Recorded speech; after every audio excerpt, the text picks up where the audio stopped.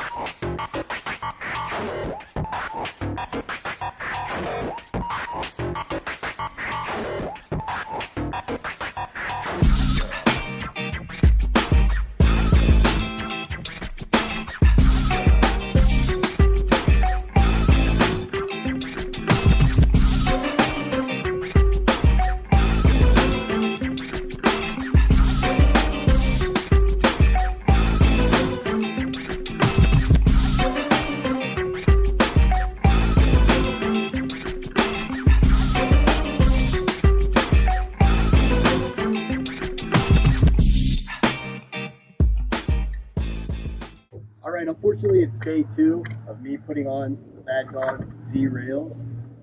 It's not that I work that slow.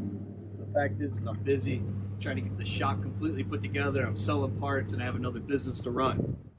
But it turned out really easy, as you saw. A little bit of cutting, a little bit of fitting. Today what I'm going to do is seam seal this. Okay, so to do that I'm going to use some tape. Use this little spreader. It is epoxy adhesive for bare metal seam sealer by 3M, okay?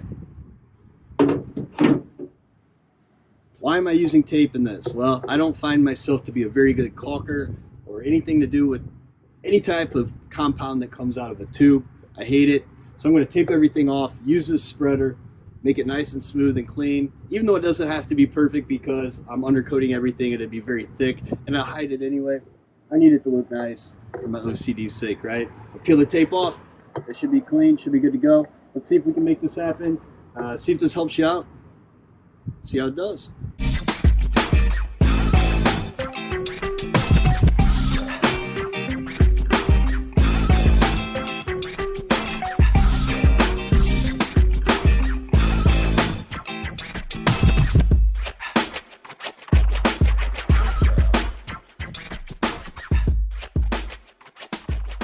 All right, we got the car back in the shop. I hope that was an informative video for you, kind of show you how we cut and fit the frame rails that are going over the existing that's already on the car, which was pretty simple. Then we stitch welded everything.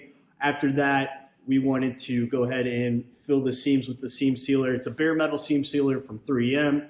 As you saw, I taped everything off. I was just nervous about making a mess. It was really easy, really clean. And at the end of the day, once we undercoat it, you're never going to see any of it anyhow, and it's fully protected. One thing I didn't mention in the video before, I don't believe, is I actually sprayed the inside of the Bad Dog Z rail with the weldable primer to give it nice protection, but also allow me to ensure there's no issues while welding it onto the car. And as you saw, I also used that same weldable primer and sprayed the frame rail on the car. Same reason, protection, able to get good penetration with the weld. It turned out really well, turned really good. I'm happy with it. Should keep this car doing exactly what we want it to do and help from prevent any type of twisting or any instability in the car as well. I hope this helped. If you have any questions, please reach out. If you have any suggestions, even more so reach out because we're all learning. Also, subscribe if you like what you see. This car is going to be really awesome when it's done. I appreciate you watching. We'll see you the next step soon.